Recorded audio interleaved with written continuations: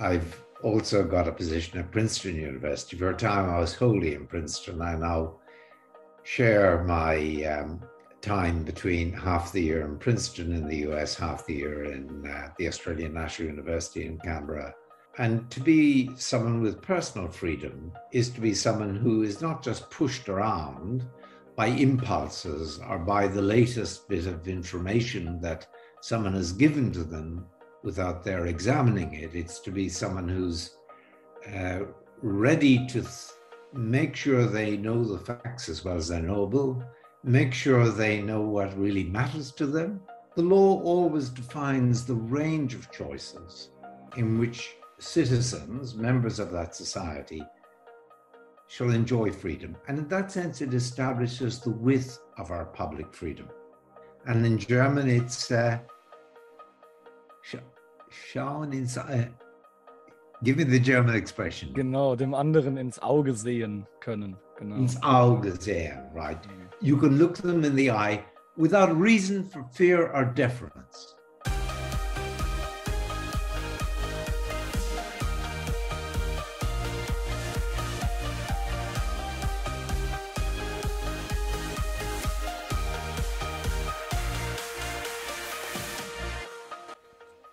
Ja, herzlich willkommen zurück beim Podcast Aurora Kelly, weise Worte weiterdenken. Liebe Zuhörer, ich melde mich jetzt aus dem Off.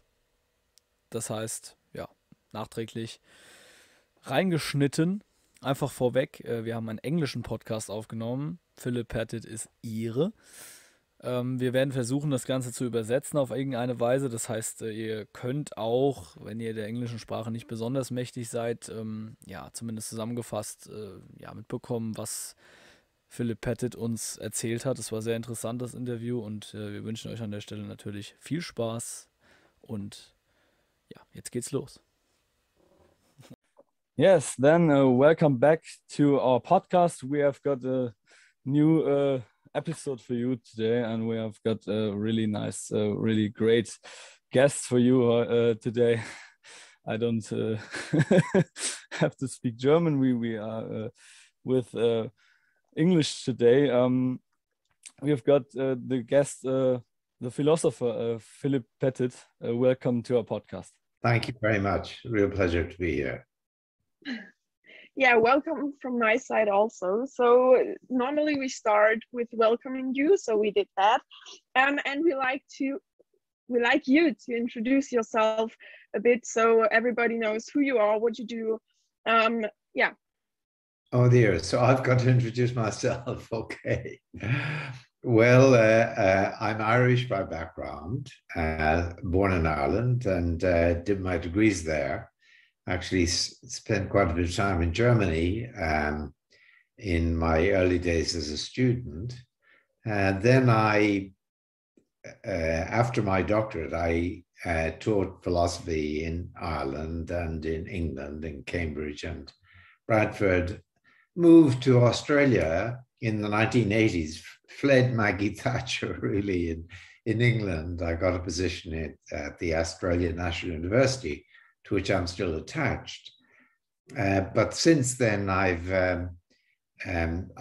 also got a position at Princeton University. For a time, I was wholly in Princeton. I now share my time between half the year in Princeton in the US, half the year in the Australian National University in Canberra, Australia.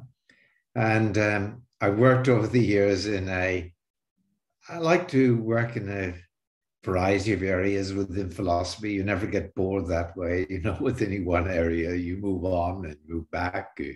You practice what I call shuttle scholarship, shuttling back and forth, like shuttle diplomacy. Much of my work, though, has been in the area of political philosophy. And I know that that's mainly your interest too. Ja, also Pettit stellte sich kurz vor, er ist in Irland geboren, hat auch dort seine Schulabschlüsse gemacht und war auch danach kurze Zeit zu seinem Studienbeginn in Deutschland gewesen. Nach dem Doktortitel, den er gemacht hat, unterrichtet er Philosophie in Irland und dann auch in England, unter anderem in Cambridge, also an einer sehr renommierten Uni. Dann ist er ja mehr oder weniger vor Margaret Thatcher geflohen, hat er gesagt, nach Australien. Dort bekam er eine Position an der National University in Canberra. Die hat er auch bis heute. Und ebenso bekam er dann im Laufe der Zeit eine Position in Princeton in den USA. Also ist er quasi ein halbes Jahr dort, ein halbes Jahr in Australien. Und er sagte noch, Philosophie ist ein sehr weites Feld, er wird nie müde in dem Bereich und ist da vor allem in der politischen Philosophie aktiv und darüber wollen wir heute hauptsächlich auch sprechen.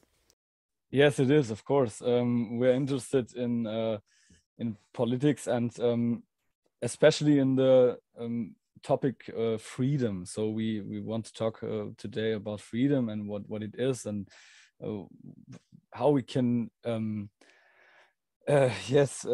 reach or force freedom as a human society, because we thought it would be an interesting question to talk about today.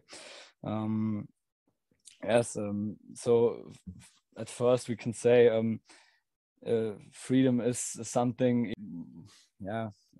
every human being wants to have, and so how we can define the term freedom, or how would you describe the term freedom? Well, you know, when you ask philosophers to define anything, they immediately make distinctions, don't they? I'm afraid I'm going to be guilty of the same thing. So I do think it's really important in approaching the topic of freedom to distinguish between social freedom or political freedom, if you like, on the one hand, public freedom, you might call it, and on the other, personal freedom. I think probably you're more interested in public freedom than in personal, but just for the sake of, you know, rounding out the topic, maybe I should say a word or two about both.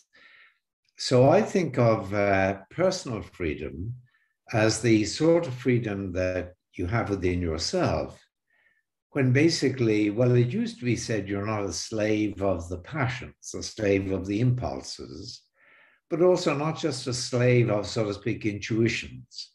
So to be free in yourself in that way, you've got to be someone who's capable of judgment about facts, about what's what and what's not the case. And equally, you've got to be capable of making, you know, fairly thoughtful judgments about what really matters to you, about your values.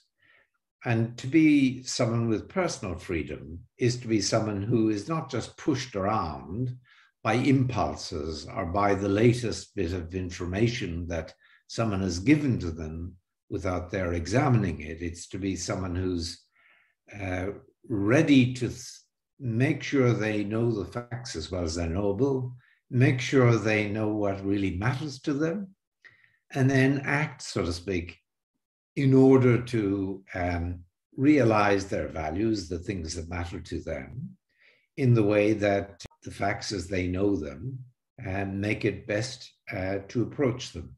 So that's personal freedom.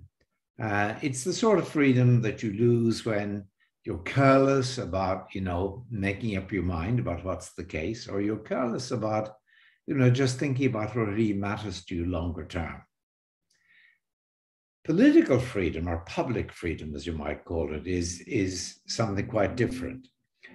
I might have personal freedom, but live in an extraordinarily restrictive society. I might live in a society where, either through natural limitations or restrictions, or through legal or social restrictions, I actually have very few choices in which to exercise my personal freedom. Personal freedom is like the capacity in yourself, if you're given suitable choices, to make those choices properly and freely, to be your own person in making those choices. But of course, you have to have the public freedom of making those choices available for you. Now, I think that actually personal freedom it's a much more contested sort of ideal. And I think it's probably more important for us to focus on. Ja, auf die Frage, wie wir Freiheit definieren können, antwortete Pettit eben, ja, es gibt die öffentliche Freiheit und die persönliche Freiheit. Das muss erstmal unterschieden werden. Persönlich, da geht es um eigene Werte, Notwendigkeiten, das alles zu erkennen, auch danach zu handeln, also auch ein Kontrollvermögen, freie Entscheidungen zu treffen, die aber auch sinnvoll sind. Und die öffentliche Freiheit, auch politische Freiheit, ist was ganz anderes, hat erstmal nichts damit zu tun, was persönliche Freiheit betrifft. Jedoch muss die öffentliche Freiheit Möglichkeiten geben, damit die persönliche Freiheit gelebt werden kann. Und die persönliche Freiheit ist für Pettit sehr umstritten, aber ein sehr interessantes Thema, um darauf ja, weiter einzugehen. Yeah, thank you for your answer. It's very interesting to listen I to can you. say a lot more about public freedom if you wish. That's up to you. Yeah, that would be my next question. So the next question we had in our mind is there a possibility to get in something like real freedom for a whole society, or is this like a very, very personal thing to get a freedom or yeah, a real freedom? So is it makeable in a land, a country like Germany or Australia or anything? Well, yes, it is. I believe. I mean, I'm not a pessimist that way. I mean, I do hold out great hope, and I think that there are aspects of our societies, like Germany and Australia, that are really worth celebrating and appreciating. I think you can appreciate them particularly when you see countries like that in contrast with countries like North Korea, to go to the extreme, or indeed at Russia today, or even Hungary, to take a European Union country. So what does public freedom involve within a country like Germany or Australia or any country? Well, the first thing to say about public freedom is that we all assume that whatever it is, it's something that people can have equally across the society. It's nothing if it's not equal. Actually, Cicero over 2,000 years ago and Rousseau over 200 years ago, I can think of quotations in which they basically say the same thing, which is freedom is nothing unless it is equal freedom. So equality is really central to the notion of having public freedom, having social freedom, political freedom within a society. Now, there are two aspects to the freedom you as an individual might hope to enjoy within a society. I warn you, philosophers are always making distinctions, are there? So here's another distinction. When it comes to enjoying freedom within society, there are two aspects to it. One is how broad or wide is the freedom that you enjoy? And the other is how deep is the freedom that you enjoy? Think of those as a metaphor, width and depth of freedom. The width of freedom that you enjoy basically is determined by the range of choices in which you enjoy freedom. Now, if freedom is to be equal in a society, that means that there must be a range of choices that is equally available for the free exercise of personal freedom by individuals within those choices. And within a society, I mean, a lot of people talk about our natural freedoms, but actually the freedoms that we have that give us this scope, as it were, the range of choices in which we have freedom, we often call them the liberties in English that we have, really have to be carved out by law. So, for example, you might say, well, shouldn't we all have freedom of movement? Isn't that, natural? Well, you see, freedom of movement is, first of all, you're moving on a road. You have to, if you're driving or cycling, walking for that matter, you better walk on the right or the left because people coming against you are going to bang into you, So every legal system has to determine what is the choice when it comes to movement in which people should enjoy freedom. Should it be the choice of moving wherever you wish while you move on the left or while you move on the right? Law defines, so to speak, the nature of that freedom. Or when it comes to, for example, freedom to to speak, freedom of speech.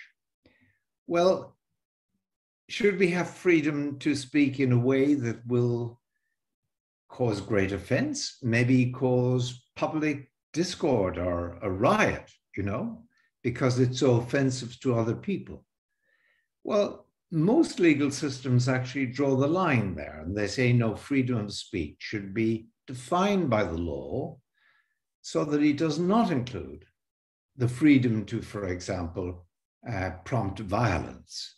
The law always defines the range of choices in which citizens, members of that society, shall enjoy freedom. And in that sense, it establishes the width of our public freedom. Now, I said there's a second dimension to public freedom, which is the depth of our freedom. Now, one notion of freedom would say, look, well, let me explain depth, first of all. Your freedom in a choice is deep, I would say. Now, pick a particular choice within the range of choices we assume that the law defines as, in principle, available to everyone in the society. Pick a particular choice. Now, what does it mean to say that your freedom in that choice is deep? What it means, I would say, is that you are secure against being interfered with by other people, or indeed by the state itself. You are protected against that sort of interference. You're protected or secure against someone stopping you from exercising the choice. You're secure against someone threatening to punish you should you make the choice in a certain way. You're secure against being intimidated, as in people making, or it being clear that other people, if they don't like how you're acting, can actually impose some sanction, maybe ostracize you, boycott you, or speak ill of you influentially. Your freedom is deep insofar as you're secure against that range of ways in which you can be interfered with or intimidated. Now, I said the law is necessary to define the range or the breadth of public freedom. The law is also necessary, the law and supportive civil norms, I would say. The law is also necessary in order to give us that security. So, for example, and of course, legal systems, different laws, different legal systems do better or worse in securing us in the freedom of the choices it gives us. So, for example, the criminal law may secure you against what we think of as a criminal offense, someone killing you, shooting you, mugging you, or whatever, in the exercise of that choice, like walking across a park, which is a public area where you have a choice protected by the law, defined by the law as if something should be a matter of free choice. So you have to be protected criminally, of course, but you also have to be protected in all sorts of other ways. So, for example, lots of us occupy positions where we're subject to other people, say employers, if we're an employee. Now, it's very important that employment law secures us against a boss, for example, threatening us or just intimidating us by making it clear that we lose our job unless we, kowtow to them, unless we defer to them, unless we basically second guess what they want and are careful about what we do. So, for example, you might have a boss. You've officially got freedom of speech in your country under the law, but if the law doesn't protect you in a certain way against, for example, a boss who's got great power, maybe it's a time of unemployment, and so we're all afraid of losing a job, unless employment law protects you against that boss intimidating you into, for example, not saying certain things, or not, criticizing the government, or not criticizing the management, or whatever it might be, or intimidates you into not joining a union.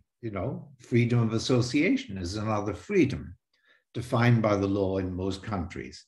but it's got to secure that freedom, not just against criminal interference, so to speak, but against those other sorts of intimidation. Or take a situation where you have norms that of what we call a sexist kind, where men can presume, so to speak, to exercise or intimidate women in various ways, without being rebuked socially or indeed without being legally exposed to sanction. In such a society, it's really important that the norms and the laws give, for example, women, assuming it's women who are at the receiving end, that give women security against being abused or harassed or marginalized or discriminated in those ways. So just to sum that up then, the law is needed in any society to define the range of choices where we can act with legal impunity, the law is nothing against us, and where we can act with legal protection. And it's got to give us depth of freedom in each of those choices by giving us security against all forms of interference and intimidation by others. Ja, die Frage war, ob es machbar oder möglich wäre, wahre Freiheit zu erreichen für eine Gesellschaft oder ob das unmöglich ist in Ländern wie Deutschland oder Australien. Und dann antwortet eben Philip Pettit, naja, er ist schon ein Optimist, er glaubt schon, dass es möglich ist, gerade in demokratischen, modernen Ländern. Diese öffentliche Freiheit, die brauchen halt alle gleichermaßen, also die Gleichheit ist hier ganz wichtig. Und dann gibt es eben zwei Aspekte, die Weite und die Tiefe von Freiheit. Die Weite wäre sozusagen die Palette der Möglichkeiten, die es gibt, also sozusagen Range of Choices hat er es genannt, sozusagen die wählbaren Möglichkeiten. Und das Gesetz legt eben einen Rahmen fest, wo du eben gucken musst, wo endet dieser Rahmen, was kannst du alles machen, was kannst du nicht machen. Zum Beispiel hat ja Meinungsfreiheit auch irgendwo seine Grenzen, wenn es radikal wird, wenn es gewaltverherrlichend wird und so weiter. Und die Tiefe der Freiheit ist in dem Sinne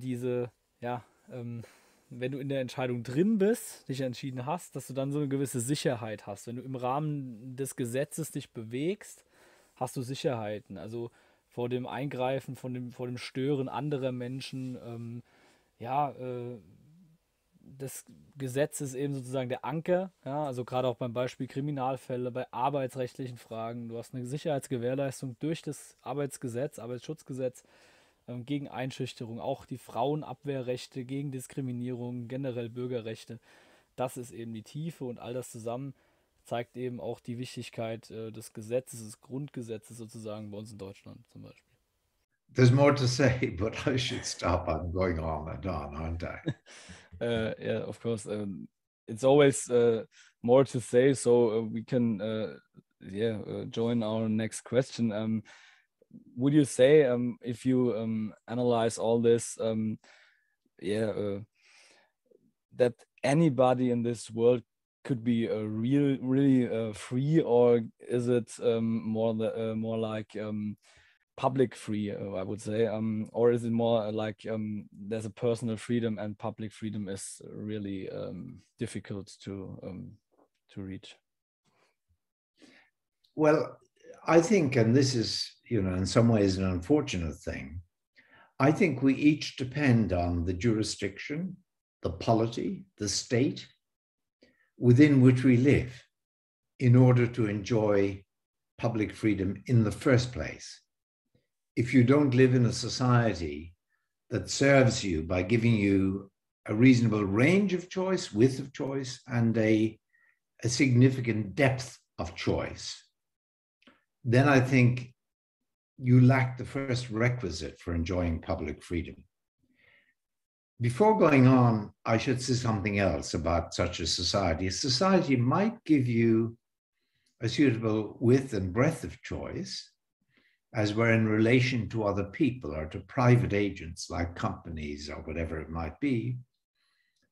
But it might itself as a government intimidate you in the sense that it can do things that you, together with other citizens, do not really control. So I'm going to introduce another distinction in public freedom. I've been talking about public freedom and the width and the depth.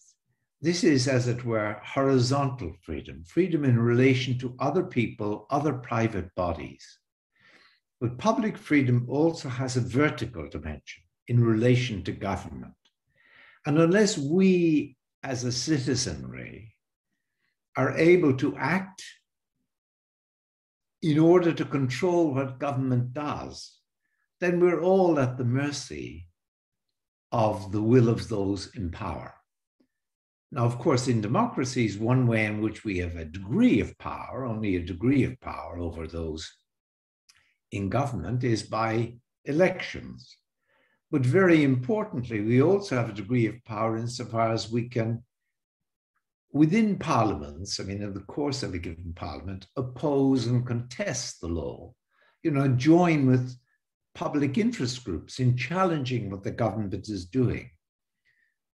In the courts, perhaps, in the media, in the press, and also on the streets. It's really important that there's always that possibility of contestatory control that we share with others over government.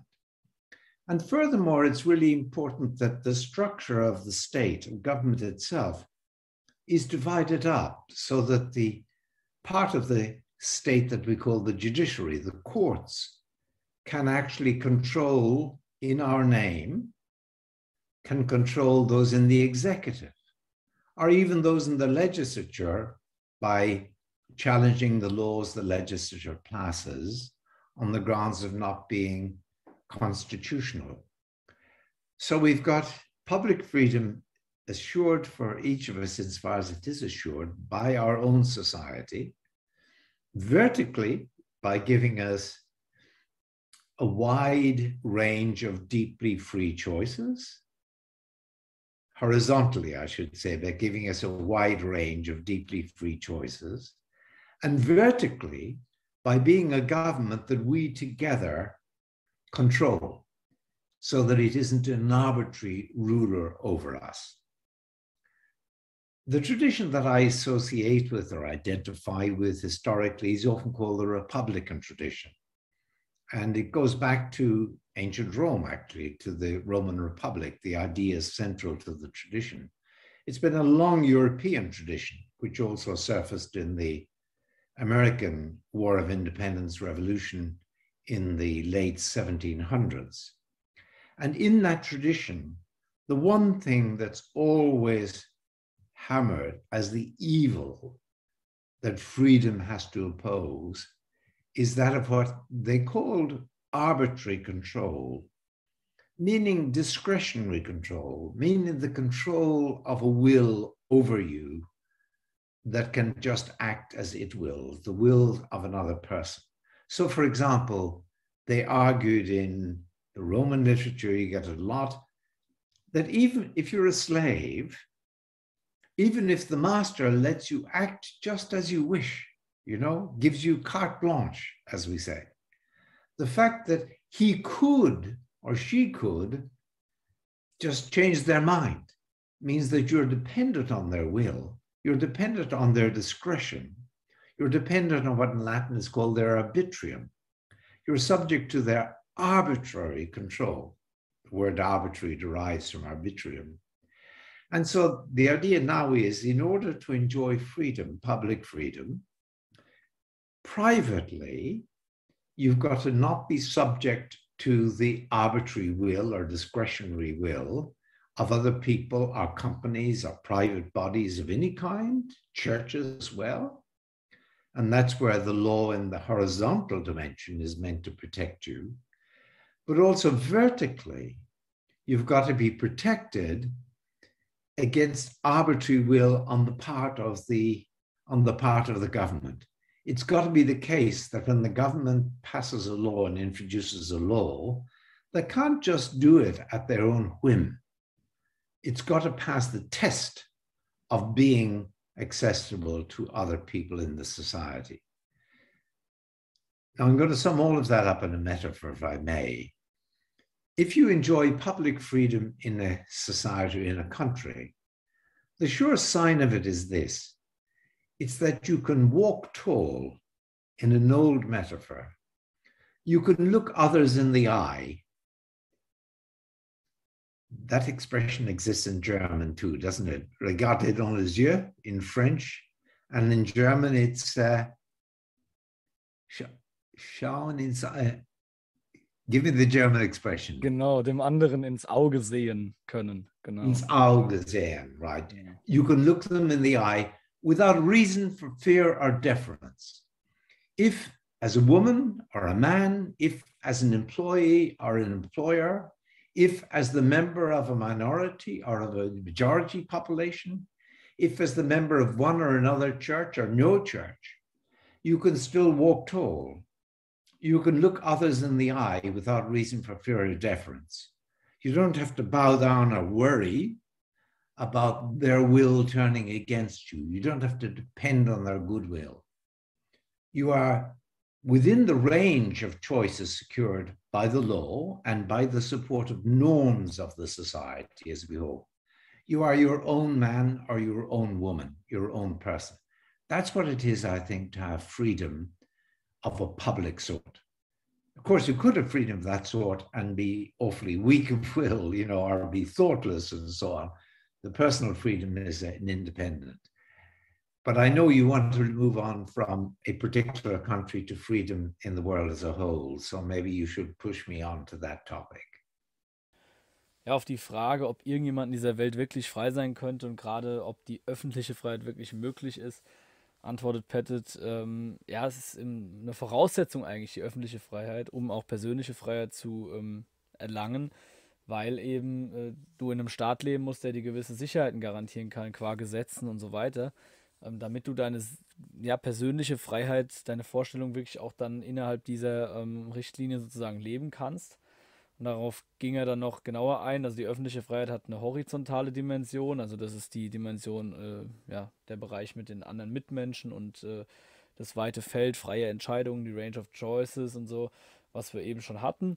Und die vertikale Dimension, sagt Pettit, ist die Freiheit in Bezug auch zur Regierung und in dem Sinne, dass man sozusagen als Volk die Regierung kontrollieren kann, indem man halt wählt. Ja, bei uns sind es Wahlen. Und natürlich vor allem die Judikative, auch Medien und Demonstrationen hat er da angeführt, seien ganz wichtig. Und das alles eben ist sehr, sehr wichtig, auch historisch gesehen, wenn man das früher sozusagen als Beispiel nimmt, dass man eben Willkür vermeidet, ja, Unterdrückung verhindert und als Schutz davor ist eben das Gesetz zum Beispiel, die Gerichte und so weiter da.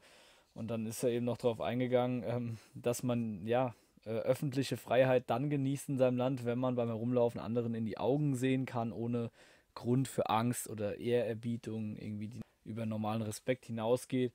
Und dann lebst du in einer öffentlich freien Gesellschaft und das wäre bei uns ja zutreffend. Ja. Das war so die Conclusio von Philip Pettit in diesem Zusammenhang.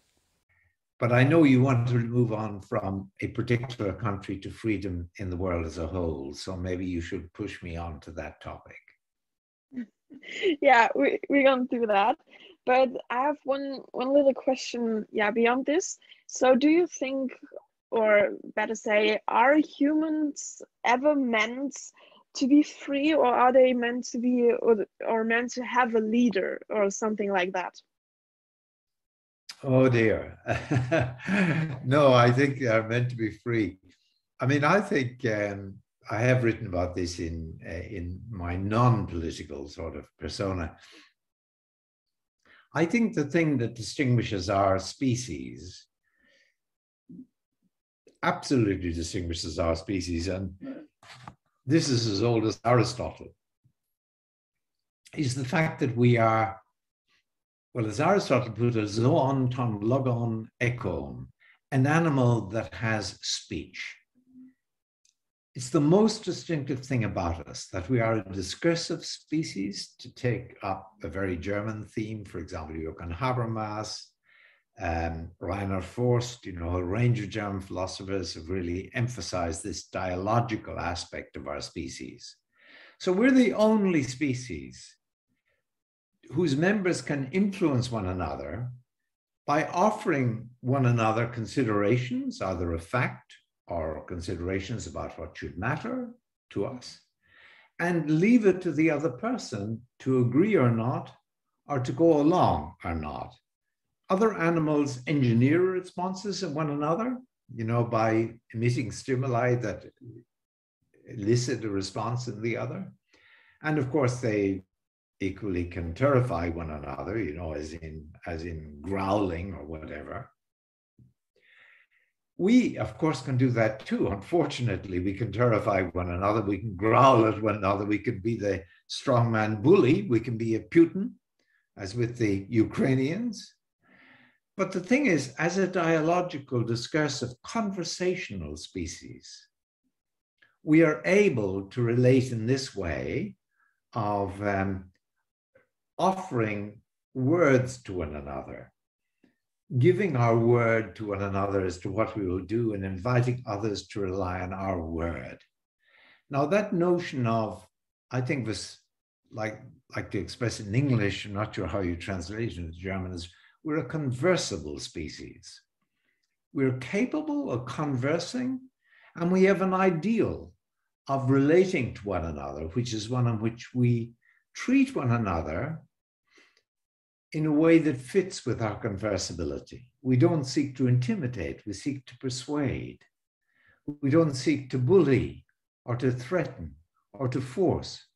We seek to give a good reason to the other person for it. We can do that.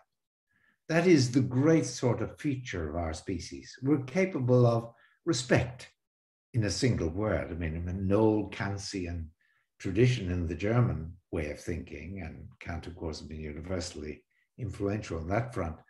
And I think that for us as a species, the telos, the ideal that's held out for us there is relating to one another in a way that respects, honors our conversibility, where we seek to influence one another only in ways that is consistent with our conversibility. Now, we undercut conversibility altogether when we resort to violence, for example. And we warp conversibility when we resort to deception, using our words to deceive, or when we resort to manipulation. We betray that ideal that's built into what you might call our second nature. I mean, our first nature is given by our genes.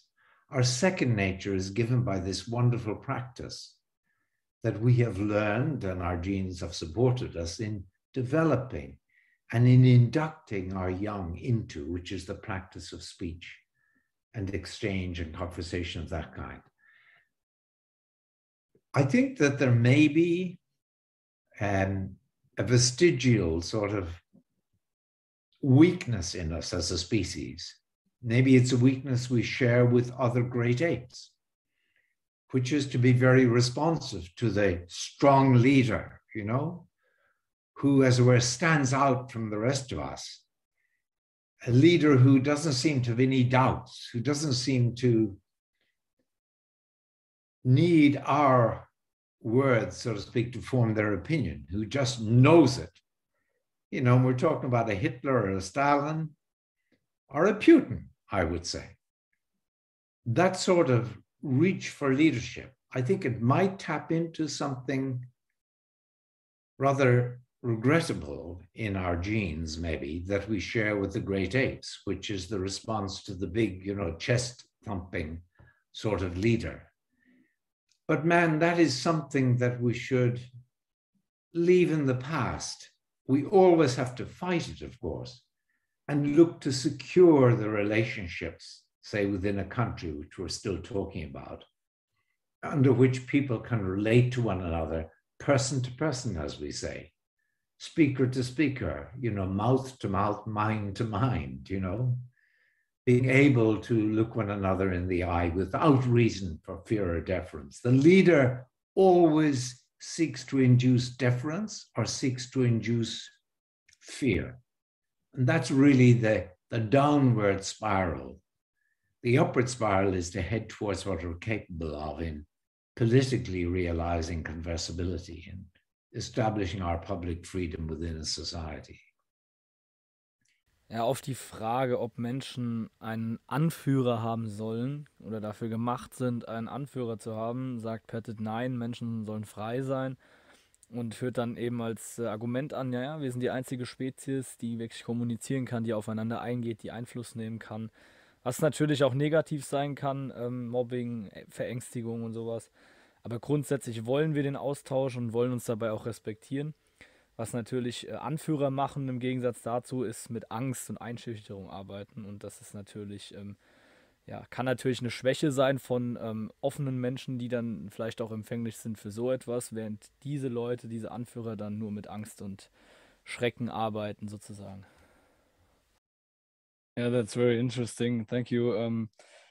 I would, yeah, go on with the question. Would you say that we as human society or in first world countries, we could change important political processes or social processes? And how important is it for that we are in a controversial discussion?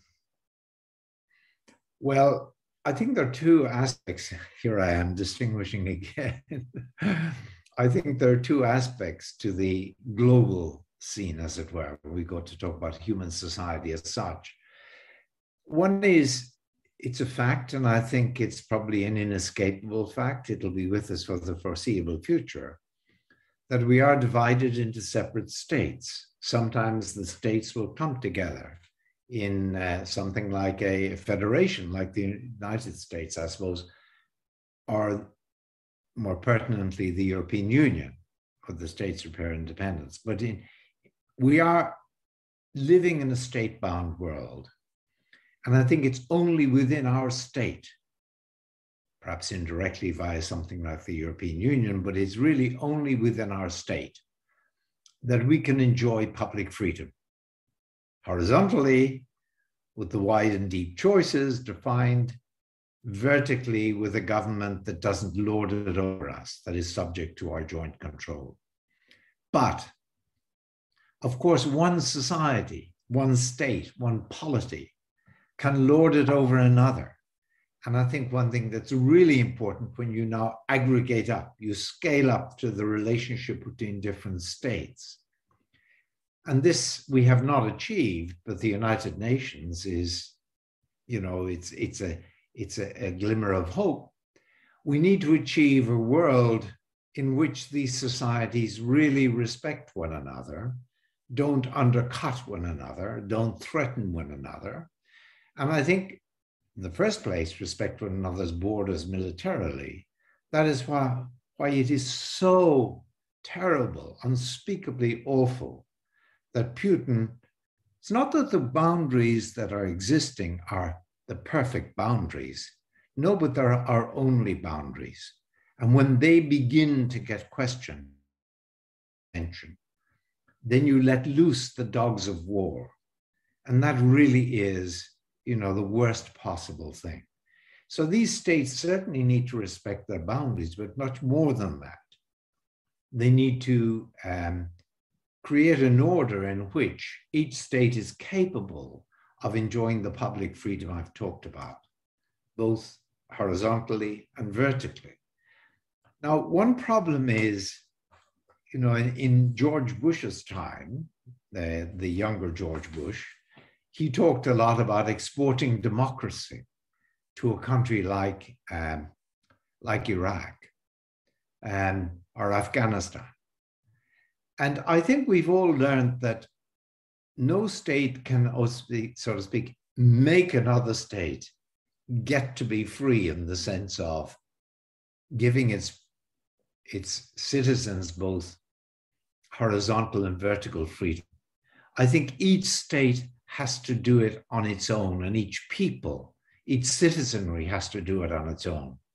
But other states can encourage that, you know, by providing resources, by providing know-how, by providing skills, by establishing relations between their country and other countries that can elicit that sort of independence. That's at least, it seems to me, the only possible way forward.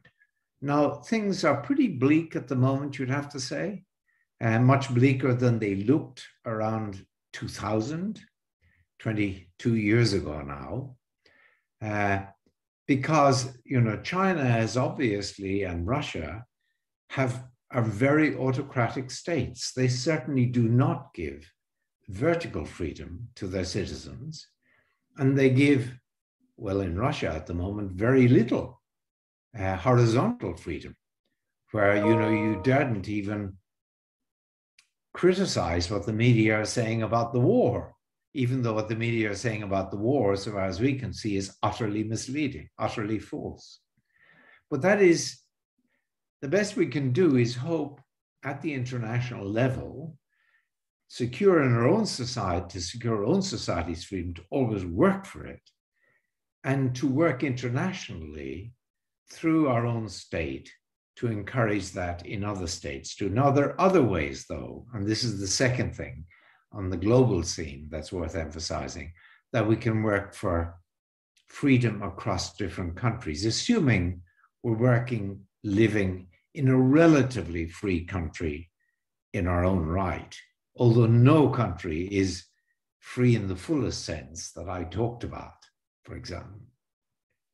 In every country, there's intimidation, there's subordination, and so on, whether in the workplace or the home or of minorities or whatever. No country is, so to speak, perfect by any means, but some are a lot better than others. Now, those of us who live in better societies and countries, not only can we work to try to get our own state to cooperate in an international system that would enable all states to achieve that freedom, we can also act privately via INGOs, international non-government organizations. And there are many of those, like Amnesty International, for example, or like relief programs, Médecins Sans Frontières, Oxfam. These represent ways in which we can work for freedom in those countries. But there's a second way in which, on this front, apart from getting our own society to act, in which we can, I think, do good or hope for good to be done.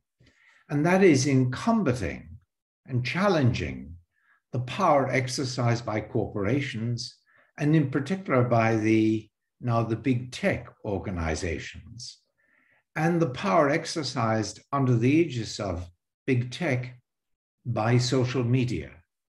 Social media are a very mixed bag because there is no sort of check. If you want to deceive someone, there are two ways of deceiving them. One, you can tell them a lie to mislead them, but you can also swamp them with all sorts of data which is inconsistent. And you just snow them with that sort of information and misinformation. And that leaves them helpless, just as much as straightforward deception would do. Now, that's what the social media are doing for us today. They're swamping us with information and mainly misinformation, so people don't know where they stand. So they each retreat to the news channels, the website or whatever that suits their own tastes, which is terrible because that actually exacerbates prejudice. Now, that affects other countries, for example, apart from our own country.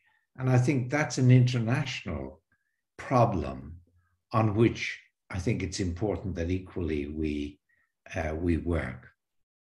Ja, auf die Frage, was wir als Gesellschaft gerade in erste Weltländern, wie wir Einfluss auf politische, soziale Prozesse nehmen können und wie wichtig eine kontroverse Diskussion dafür ist, hat Pettit erstmal sozusagen festgelegt, es gibt eben Staaten und nicht irgendwie nur eine Welt, sondern die sind Staaten unterteilt und es gibt eben Staaten, gerade in den erste Weltländern, wo die öffentliche Freiheit eben existiert, wo die da ist.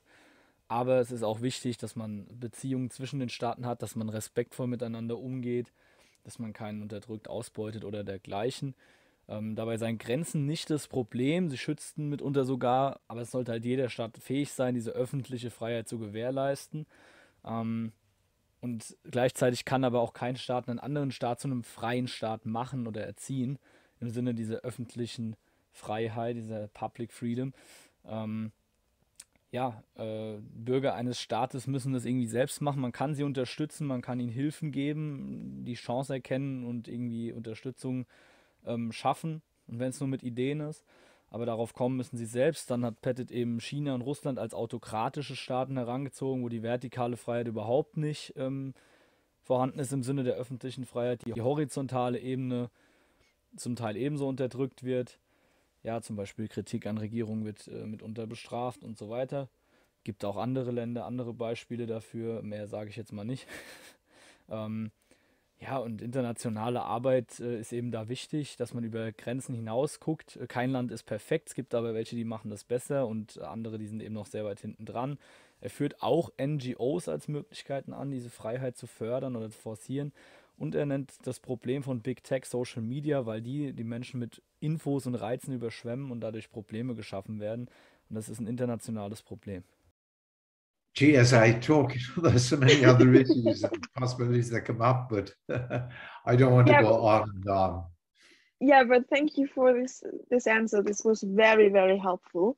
So I would like to come to our last question. So what would you, as a philosopher, like to shout out to young people as a kind of wisdom that you have? Well, I don't think there's any wisdom, but there's one word I think I would use, which is to say engage. Don't disengage. It's very easy, especially when things are tough, politically, either nationally, internationally, or of course, we haven't mentioned climate change in virtue of the deterioration of our natural environment, which only states can really act to rectify. That's really, we've got to get our societies operating in that front.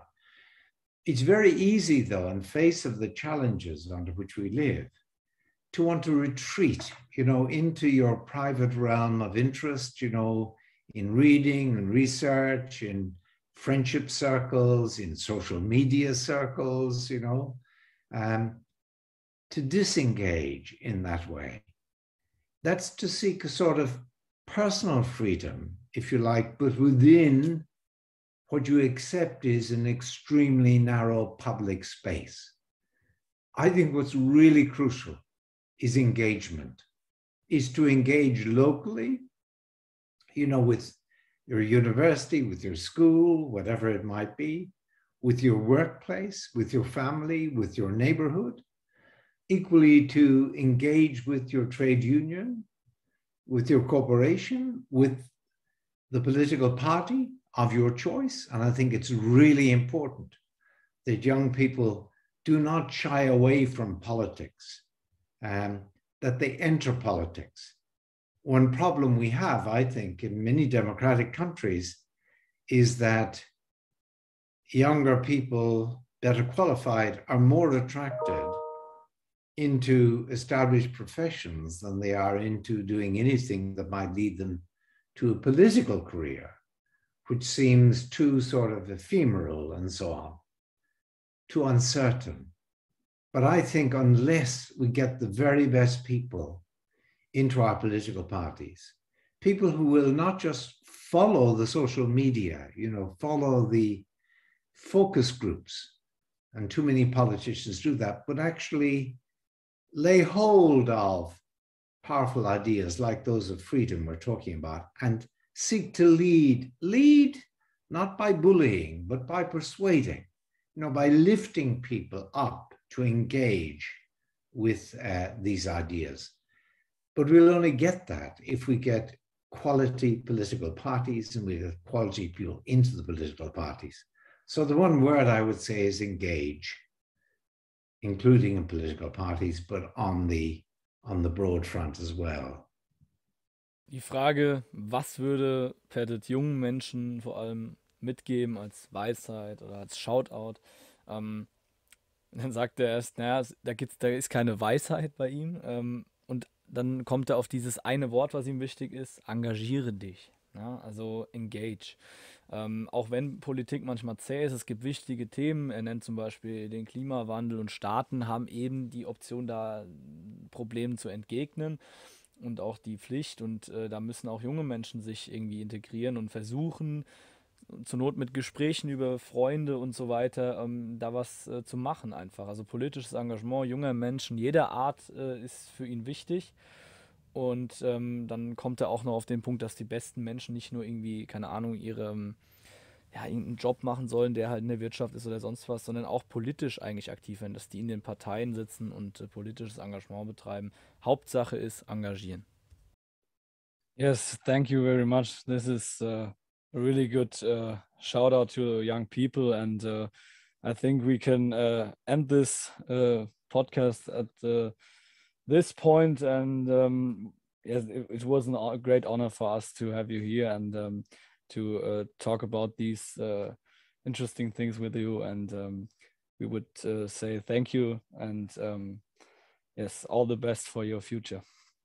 Well, it's a real pleasure for me too. Thank you, Sammy and Lukas, and hi to all of your listeners.